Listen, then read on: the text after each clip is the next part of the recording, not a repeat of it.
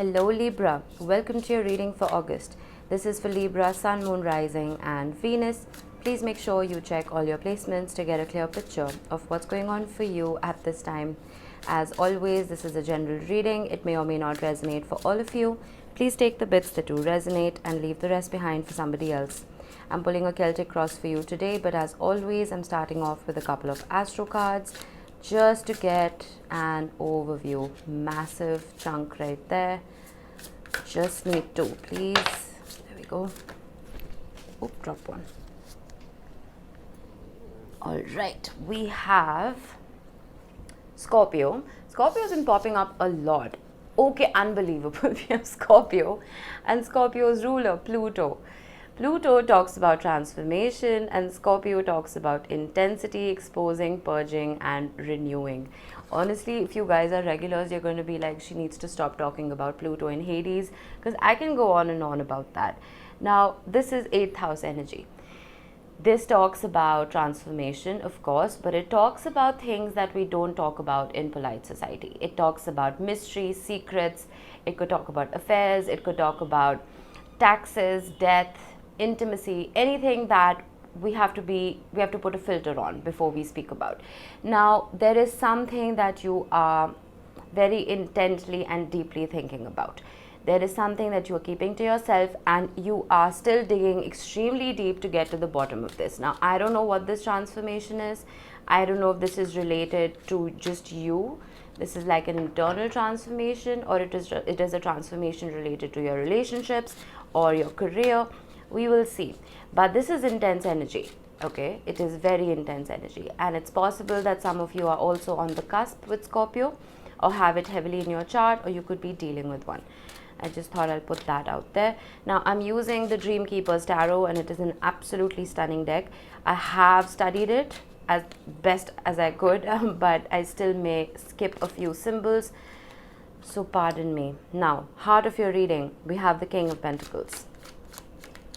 Crossing that is the Ace of Swords. There is a shift. There is a shift in what you think will bring you stability. Now, this could be a truth or a realization that has come about within a relationship or in a career. Now, you see the Ace of Swords here. Her mind is protected with that parasol, right? But she's holding a double-edged sword. That sword can cause construction as well as destruction. She is floating literally on water, and water in the tarot represents emotion. So she's risen above that. She's conquered her emotions, and she's thinking primarily from her mind, from logic. Now, whatever this realization is, the Ace of Swords comes about like an aha moment, as an epiphany, as an idea that, okay, wait, there is something that I need to change that is going to bring me this stability, because the King of Pentacles is the king of stability. The King of Pentacles in the tarot is considered to be the best card for money, the best card for finances. So there is something that is shifting here. The King of Pentacles could also nod to a traditional partnership, a marriage, or something of that sort, a traditional commitment. Something has come about to shift your perspective on that commitment. Let's see. What is your focus, Libra? The Page of Cups. This guy has been popping up a lot as well. The Page of Cups could be an apology, plain and simple. It's possible that you're expecting one or hoping to make one. But it is not just a declaration of love, very innocent and pure love. It can also be downloads. It can be spiritual downloads. You see that skull right there communicating with this mermaid right here. It talks about messages from a higher realm. I feel that you are manifesting from a very good place, because the Page of Cups can be a master manifester because it manifests from a very pure place, right? There are very few biases involved with the Page of Cups. He or she thinks primarily from the heart. So you are focusing on manifesting something or someone. Let's see what was in the recent past for you, Libra.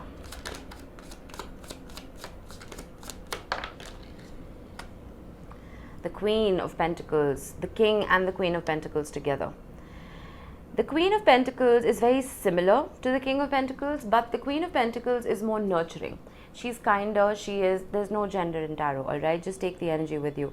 She is someone who nurtures as well as protects. You see the rabbits here. So the Queen of Pentacles can nod to fertility, but it is someone who is very heavily connected to Mother Earth and draws her power from it. Now, if this is you, I feel like you felt very centered, you felt very content in your being. If this is another person, this person helped you feel grounded. Now, this elevation that's come about, you've gone from the Queen and to the King of Pentacles. There's a hierarchy, right? You start from the Page to the Knight to the Queen to the King. So there is a progression. And I feel like this progression, whether it is within yourself or it is within a partnership, has come about or will come about after a spark, a light bulb moment, some kind of truth, a conversation, some kind of idea that has come about for you that is going to help you elevate. Let's see, what is crowning you? What is your strength? Whoa, did you see that? I'm just going to take this, and that is unreal. That is absolutely unreal. Look at these 3 cards. They all mean the same thing. Pluto, transformation, the Death card, Plutonian energy, transformation, and Scorpio. There is a massive shift coming about for you, Libra. I don't know what this is regarding. Now, you see, I was studying this particular card in the book, and you see that snake right there, right? It reminds you of that medical stuff. It reminds you of the sword of Asclepius. Now, they say medicine can be, well, healing, right? But death can be healing as well. And by, I don't mean literal death. The Death card doesn't represent literal death. It represents the death of a philosophy, the death of an idea, the death of something. This is like the Tower card, the death of something that hasn't been working for you, or something that you already mastered and completed. Because if you just sit in your laurels, you are not going to move forward. You know, you'll just keep swimming in your achievements, and you'll stay stuck. Fine, you've achieved something. Lost my voice there for a second. This is like the World card, right? You've achieved something, you've completed a chapter, there's something new that you need to start and do it all over again so that you can evolve. There is some kind of change. I don't know what this is because I am not clarifying. You would. But this is not mild energy, let me tell you that. This is major. This is some kind of major change that you're bringing about to your life. And it's not a bad change. It's a beautiful change, because look at the heart of your reading. You have an ace as a challenge, which, to be honest with you, is not really a challenge. It's a blessing. Let's see, what is your immediate future? Okay, I cannot. This is such a stunning reading, Libra. I got so excited, I shook the camera. This is the happiest card in the deck. The Sun talks about growth. It talks about joy. Right after the Death card, the Sun card popping up is a beautiful omen. It talks about the clouds parting after a particularly stormy sky. It talks about you being able to see the truth for what it is and almost reveling in it, being happy in it. The Ace of Swords, you see how dark and muddy the clouds are, how muddy the sky is. And right after that, there's clarity. I don't know if you're doing any inner work. I don't know if you've been meditating, you've been cleansing yourself, or this is just you communicating with somebody who's got very clear thinking. I don't know what this is, but this change that is coming about for you, this is life-changing change. This is not like, oh, I'm going to change my entire wardrobe. No, this is something big. This is insane.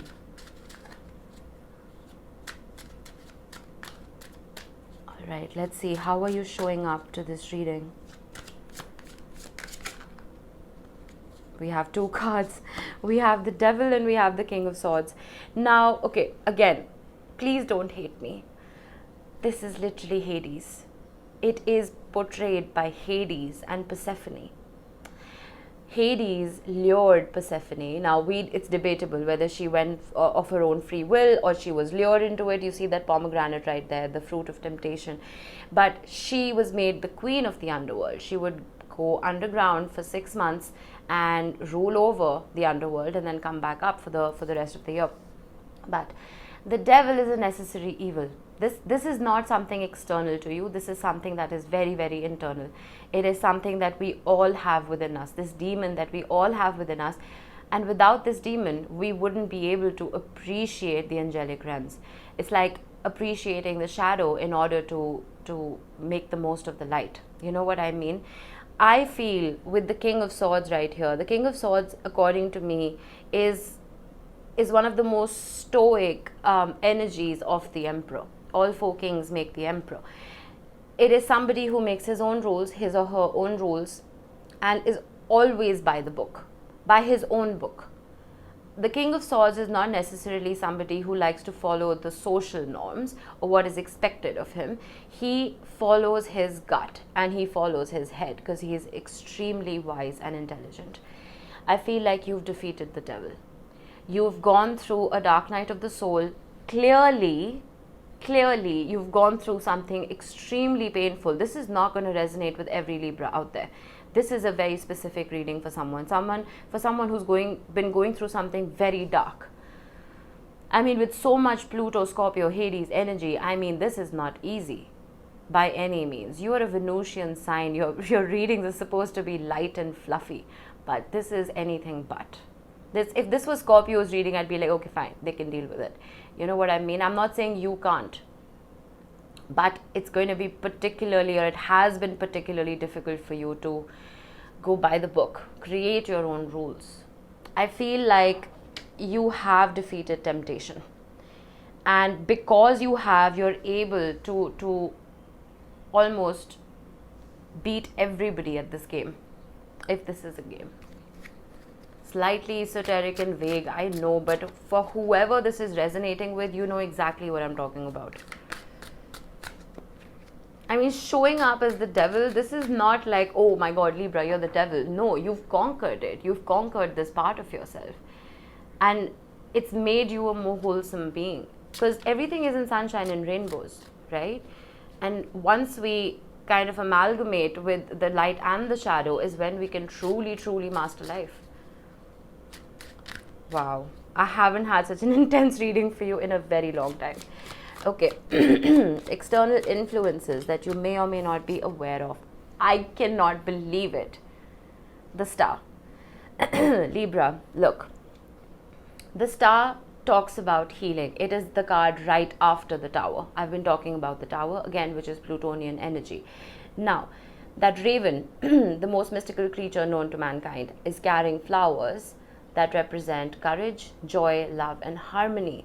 That's the universe bringing you a gift because you've been through so much. Now, that heart right there is broken very clearly, but if you see closely, the broken heart is almost like a nectar to hummingbirds. This is talking about the journey that you've been through, the healing that you've done, and that healing becoming nectar, a guidebook for other people on the same journey. You see how the skeletal fishtail, it's not strong enough to help her swim through these choppy waters. So there's a ship perched on her head. It's almost like her logic, her intellect is keeping her afloat. This is Aquarius energy. This is not wishy-washy water energy. This is air. And Aquarius is a sister air sign to you. Whatever it is you have been through and whatever healing it is that you have done, I need to congratulate you if this is your reading, because this is intense energy.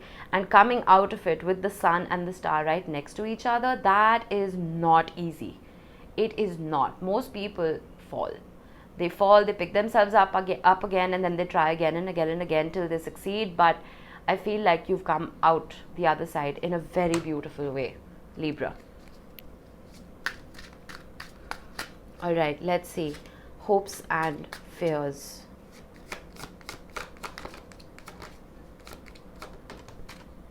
The Eight of Cups. You are hoping to not walk back to where it is that you came from. You want to keep moving forward. The Eight of Cups talks about realizing that there is something that you have experienced and you need to let go of it. You see that skeletal hand right there. That's the past, trying to lure you back. That white figure right there is your future, trying to take you forward. You're stuck in the present, but you're still looking to the future. You're not looking back. Those cups have done whatever they needed to do for you, and you're ready to move on. It is time, that hourglass, it is time for you to move on, and you're hoping to do so. That is incredibly mature, because it is very easy for us as human beings to be creatures of habit, and habit talks about the past. No matter how uncomfortable we are in our discomfort, it's still home, right? The past is something that we are familiar with. It's very easy to fall back to it, but you're not doing that. You're looking to the future. That is amazing. All right, let's see, what is your potential outcome? Beautiful energy, the Four of Swords, with a waning crescent moon, manifesting from a very peaceful place, healing, being in isolation for a little bit. This is a minor arcana, this is not hermit energy, but taking a little bit, being protected by your spirit guides, and your halo is waiting for you. As soon as you wake up, it's going to be perched on your head. That halo does give a nod to you know, your angels and your ancestors, but it also gives a nod to exactly that, your mind being at peace. I love this reading. It's making me all tingly.